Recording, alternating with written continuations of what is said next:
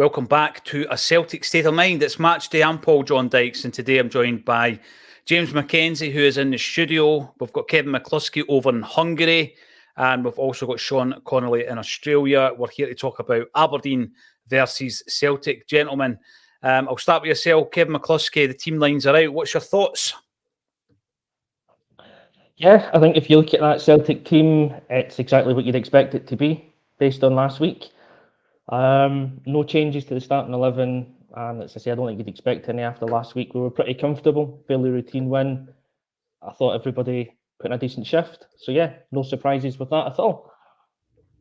No, talking about surprises, James, you gave us your predicted 11, and I think you got it pretty spot on. But you were saying earlier on, it was no real surprise, was it? Unless it was an injury, we weren't going to see big changes this week, were we? Yeah, I can't really take any credit going 11 for 11. Oh, I can't really take any credit going 11 for 11 with the team predictions when it's the exact same team from last week. I'm assuming Bernabé set his alarm for the team meeting this time because he is back on the bench. Haksabanovic back as well, which I'm quite surprised about. It was just social media rumours. There was nothing concrete in it saying that he could perhaps. His agent might have been told to look elsewhere, but he's got a chance on the bench. And we know Rodgers likes to give people a chance to sort of assess his team. Everybody's going to get an opportunity, although I don't think he got many in pre-season. But as a team expected, I'm interested to see how Navrocki does, because this is probably the first real test you'll get in Scottish football. You think of the toughest games Celtic can get in Scottish football, you would think Rangers away, Aberdeen away, Hearts away, Hibs away. Those would be the tough fixtures. He's getting his first real taste of it. So he'll probably be the player that I'm watching the most in this game. Mm-hmm.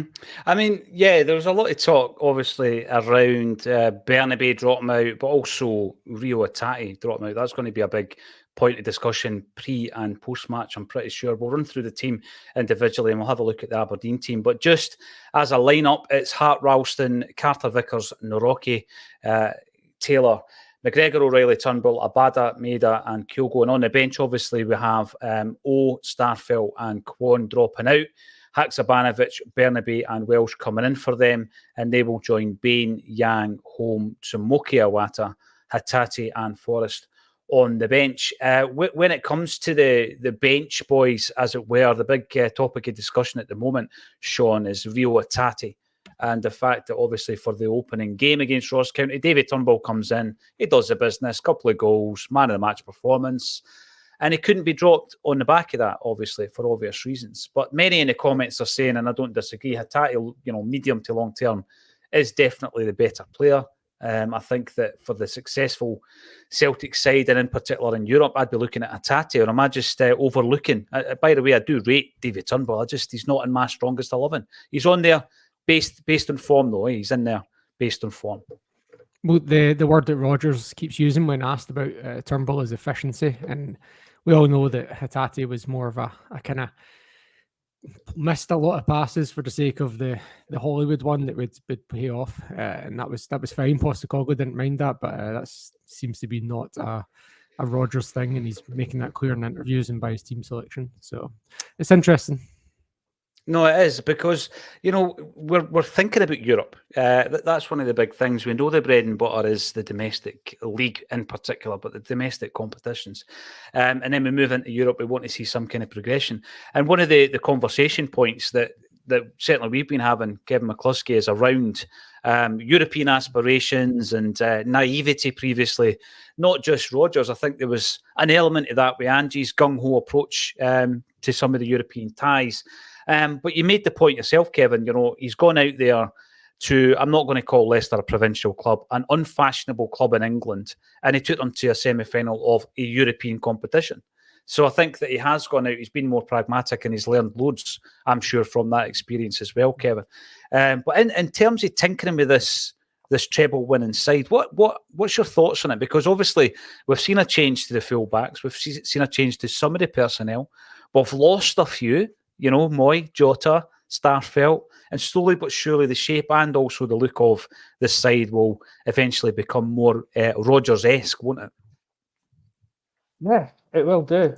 I think going on Rodgers in Europe, I was one of his biggest critics from the first time around, and I think I called it out quite a few times during the last couple of seasons as well, that he was really naive I thought, first time around in Europe, because he tried to have us play this really open and expansive game when we didn't have the players to do it, and we were coming up against the likes of Man City in the first couple of years under Guardiola, and they were absolutely flying, even more so than they probably are now. I think we got Barcelona, PSG, with all the big guns, and he didn't really adapt his game to that. But he's gone down to Leicester. He's done 4 years, 3.5 successful years in the Premiership. Not a lot of managers get to do that these days. He's taken us side to the semi-final of a European competition. It doesn't matter which one it is, because we haven't got past the group stage really in one for long enough. So I think what we've got back now is a more mature Brendan Rodgers in terms of tactical approach, especially in Europe. And then the kind of unfortunate knock-on effect to that could be that somebody like Hatate is the player, or one of the players that suffers from that. Because as Sean mentioned, he likes to play that Hollywood pass. And I'm a big fan of Hatate. I've said it many, many times in here before, but I agree a bit with Sean. I agree with Alan Morrison by numbers, when he says that Hatate is a player that can provide us with beautiful moments, and he is, but he's also a player that, for me anyway, and I might be in the minority here, he's a player that puts the heart and mouth for me at times, especially in Europe. I think in the domestic game, he can get away with losing the ball 30, 40 yards from goal trying to do something, because we've got the players that cover. But in Europe, he doesn't track back as much as the others, and we don't have the quality of players to cover for him in Europe. So that's where I feel that somebody maybe like David Turnbull, who again I'd kind of been a critic of because I didn't think he fit into Angie's system, fits better into Brendan Rodgers' system because he's a bit more pragmatic. He'll take less risks, but that might actually advance us up the field a little bit more if we're able to keep the ball. And that's like a key feature of a Rodgers team, is keeping the ball. And if we have the ball, the opposition can't score. So I think over the course of the next couple of weeks, month or so, we'll see just exactly how Rodgers wants to stamp his authority on this team. And yeah, Hatate could be one of the ones that can unfortunately falls by the wayside, which would be unthinkable considering last season. It is, Kevin, right? And see, from the perspective of back in the day, you'd go and watch a game of football, there wasn't as much analysis, and I mean analysis in terms of data and being presented with a picture which says this particular player doesn't suit your style of football, or if this is your game plan, he doesn't suit it. That, it certainly didn't exist amongst the fan base. I don't know how 20 or 30 years ago data was being used in Scottish football, but some of the examples I've been using this week, I'm going to throw it out there from the Champions League endeavours last season. If you were to pick one moment, is that moment Hatate's pass against Real Madrid from Juranovic's throw-in? Possibly, right? That's the moment. That's the moment as football fans that you live for. That's the one that you're going to remember. And there's been a few examples given. But you don't remember the times when he gave the ball away and didn't track back, because it's not that beautiful moment that Alan speaks about. Yes. So some of the players from previous teams who I've spoken to some of their teammates, Kevin, and it's guys like Moravchik, it's guys like Nakamura, people who didn't do all that side of the game, right? But would you have changed them? Would you have tried to mould them into a different player? You wouldn't have, would you? So I think it's a really, it's a balance to strike. James, you have grown up in the world of data analysis, and all this is absolutely normal to you. It's something that's been introduced throughout my football watching life. What's your take on it? Because, I love individualism. I love that moment of brilliance, the Hollywood pass. I'd play Hatate, you know what I mean? Unless he was in the huff or he was having 3 or 4 stinkers in a row, he'd be in my team every single day of the week. What's your take on it, James? Can we get bogged down too much with the data? Because, if Hatate's playing today, he's got to do something magic, isn't he? I think if you're looking at stats, you can't let the stats completely blind you. Sometimes, like if you can get a 50-50 mix between the stats and the eye test, then you're going to be just fine. Because some of my favourite non-Celtic players don't really have the stats to match. Like Mahrez was one of my favourite players to watch, and he didn't really have the goals and the assist numbers to warrant a sensational winger. But if you just watch him, the way he plays, he's an absolutely phenomenal player. And you've had plentiful players like that at Celtic in the past. But Turnbull, we know the numbers he had. I think he had 16 goals in that season at Motherwell that inspired us to try and sign him in the first place from midfield. he's going to get you a goal. But Hatate, I agree with what you're saying. In Europe, I thought there was 2 players that stepped up and sort of made a name for themselves in Europe last season. One was Jota, and he's not here anymore, and the other one was Matt O'Reilly, and he's still here. So I wonder who's going to be the one to step up this season in Europe. Kyogo, we know that he needs to raise his levels when it comes to Europe. He's a player that we will be hoping for a bit more of. But I want to see what Matt O'Reilly does, because I thought he was one of our stronger players in Europe last season. That's a really big player to watch. He's playing today.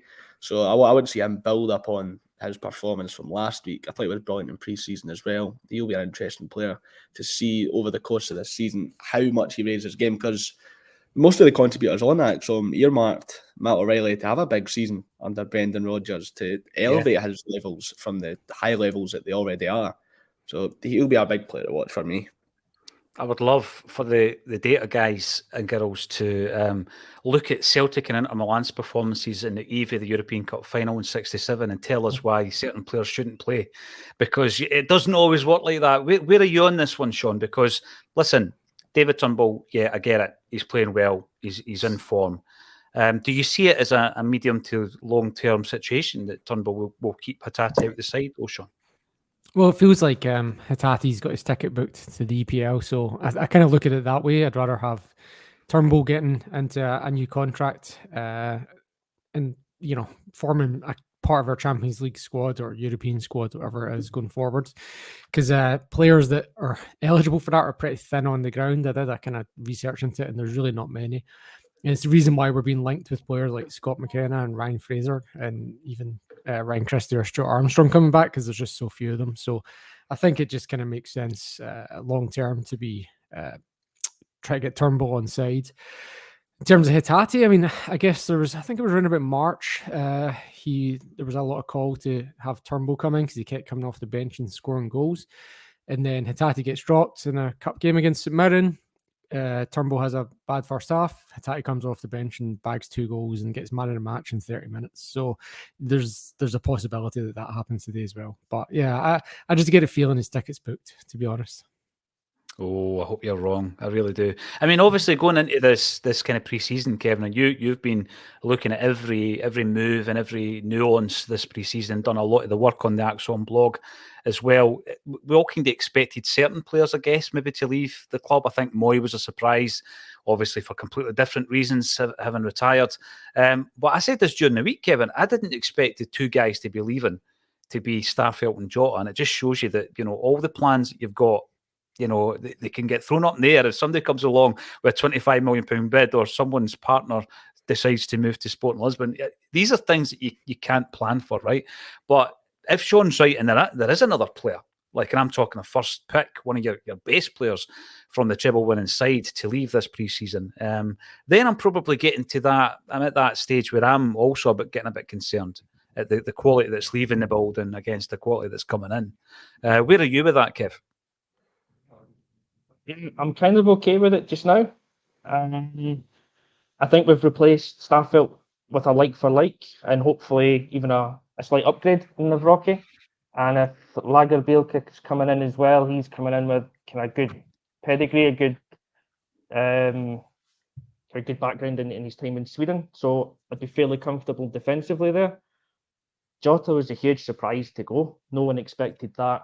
But I had a feeling if Abada stayed, he was going to be one of the kind of things that you've spoken about a few times in the pod has been the project player rather than a project signing, because I hate that expression now, but the project player under Rodgers, someone that he can just work one-to-one with in the training field and improve his game. And I think we saw that in pre-season, and we've seen it in the first game of the season.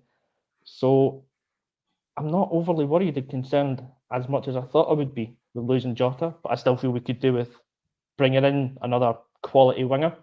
Mm-hmm. If Hatate goes, though, then you've got to ask questions, and you've got to then be looking at, we've got 25 million in for Jota.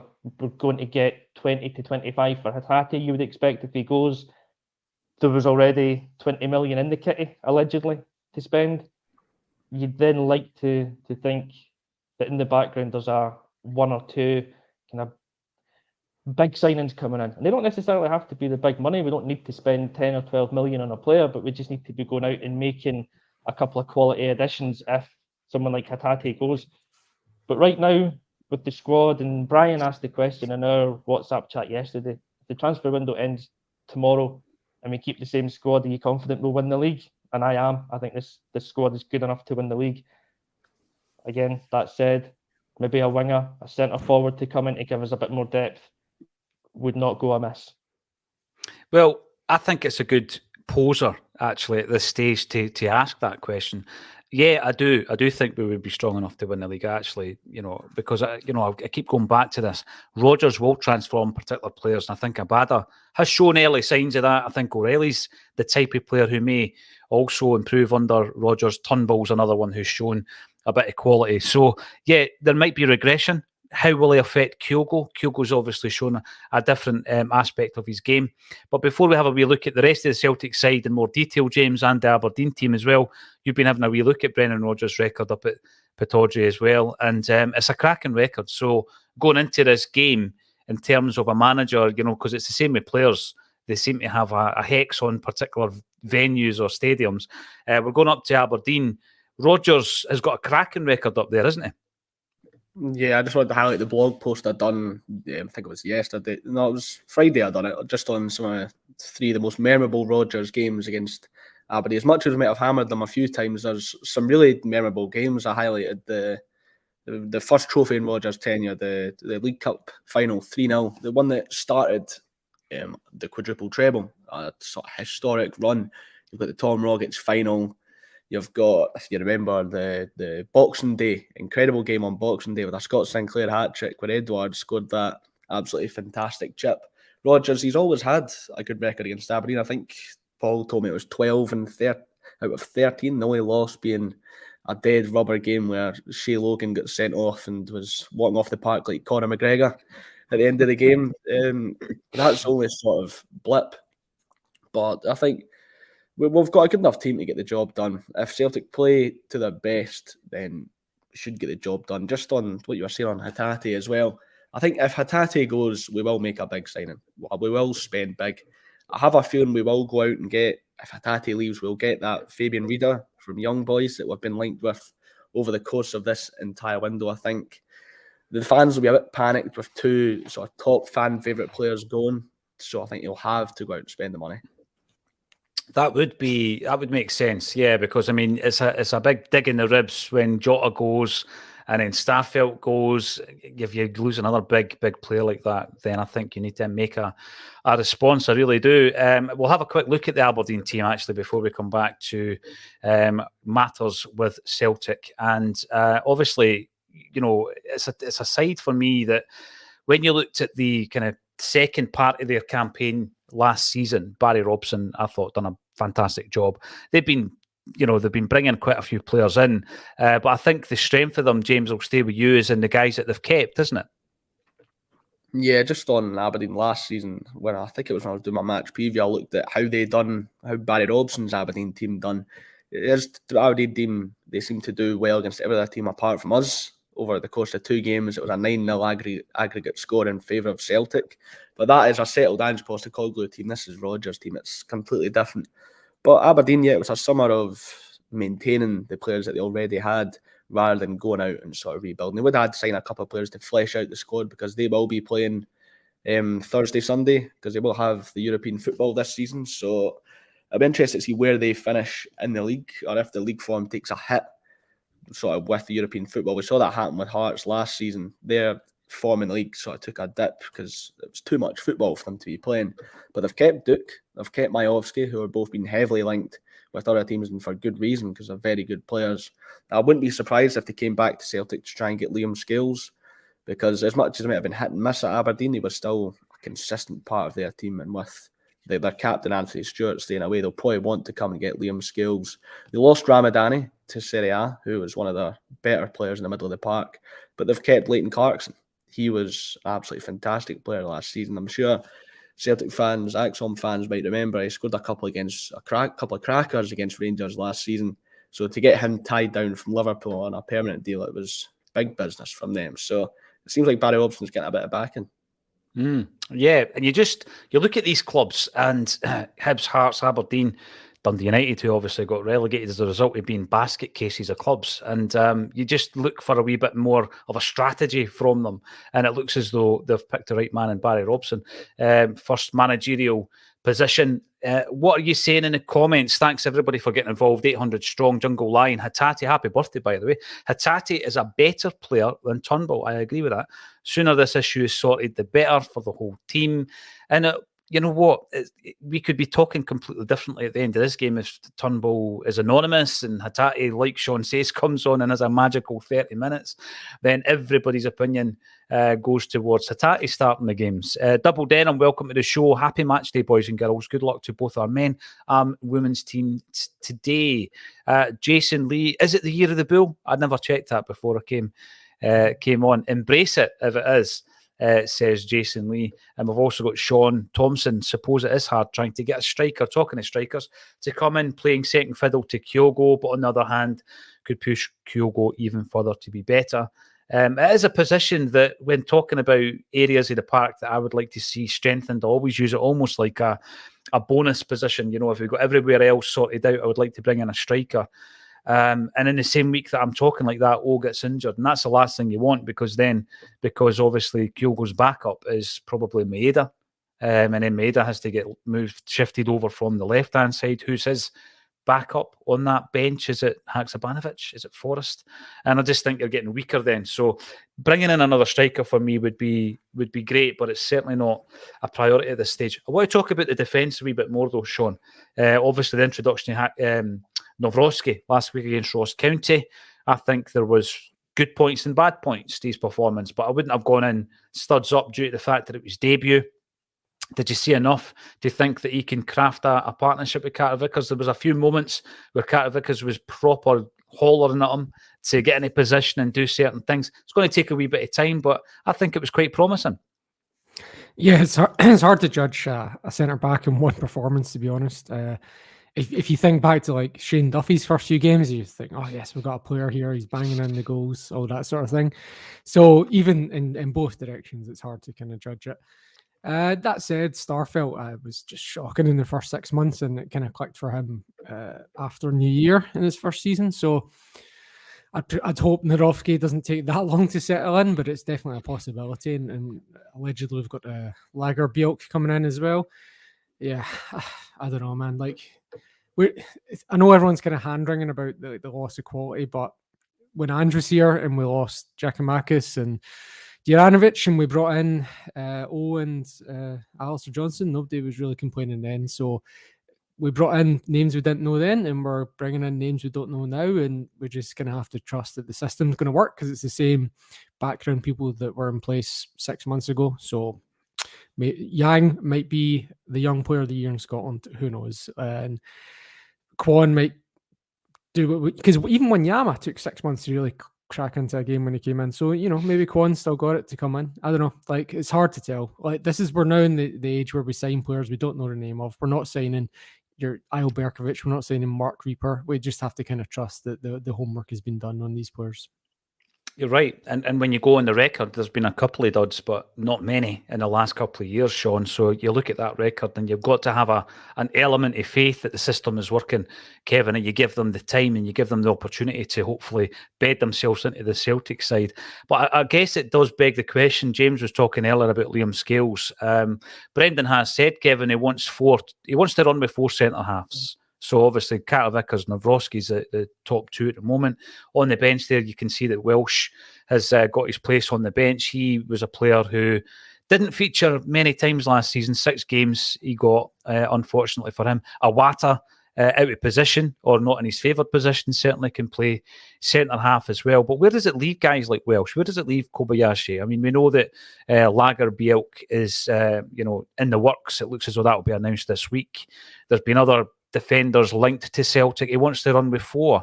So if he comes in, that's 3. Who's the 4th? Who do you keep? Is it Scales, Kobayashi, Welsh? It's a really tough one, isn't it? For me, I'd be tempted to stick with Welsh.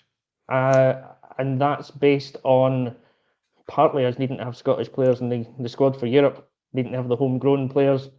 I don't think he's a player who's ever really let us down whenever he's come in and played. He's never set the header alight, and I don't think we've ever looked at him and thought, he's a first team player for the next 5 or 10 years, like a starter.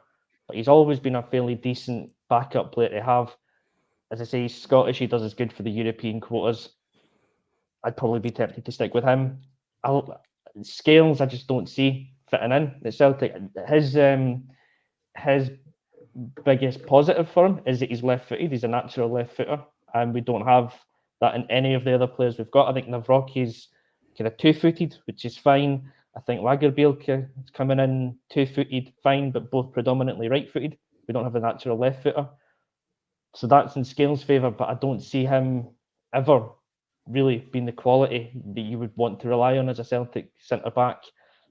And Kobayashi, again, jury's very much out on him. For me, I liked him when he first came into the team. I thought he was a pretty good ball-playing centre-back. But he's been shown up that he lacks that physical side of the game that he needs to play in Scotland. I'm not going to write him off, but I don't think I would want him in my squad this season. So I'd probably look for him to go out on loan somewhere. I think I've said before, my preference is a league like La Liga 2, which it's a physical league, it's got technical centre forwards, and it readies them for European football as well, which hopefully comes back to next season as a better player. But yeah, short answer to your question, I'd keep Welsh. I'd probably sell Scales if I could, and Kobayashi goes out on loan to get experience.